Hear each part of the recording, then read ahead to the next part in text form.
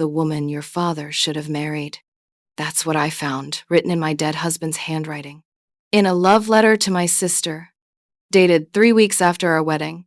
For 31 years, I believed I was the problem, the difficult daughter, the wife who couldn't manage money, the mother whose own children barely tolerated her. I was 62 years old when I found the box. Small, fireproof, locked, hidden behind a filing cabinet in his closet. I called a locksmith, a young man with kind eyes and oil-stained hands. He looked at me with concern when he finished. "Everything okay, ma'am? You look a little pale." Inside were 3 manila folders. The first contained greeting cards, birthday cards, Christmas cards, all addressed to me, all from my parents, all unopened. See, my parents stopped talking to me in my 30s. They asked me not to visit.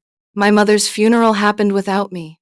My father died asking for a daughter he thought had abandoned him. I spent 20 years believing they hated me. The second folder contained emails, 20 years of messages between my husband and my sister. The plan to intercept my mail. The strategy to isolate me from everyone who loved me. Discussions about my condition. The doctors they'd cultivated to have me committed. The love letters between them.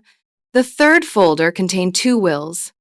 The forged one that gave everything to Patricia. And the original, the one my parents actually wrote, the one that left everything to me. 3 weeks later, I walked into my sister's annual charity gala. 300 guests. Her biggest donors. Her society friends. Patricia stood at the podium in a silk gown, accepting applause for her lifetime of service.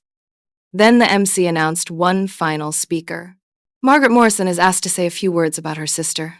I watched the color drain from Patricia's face. I walked to that podium with a folder in my hands. What happened next took 20 minutes, and it undid 30 years of lies. Full story is on the channel.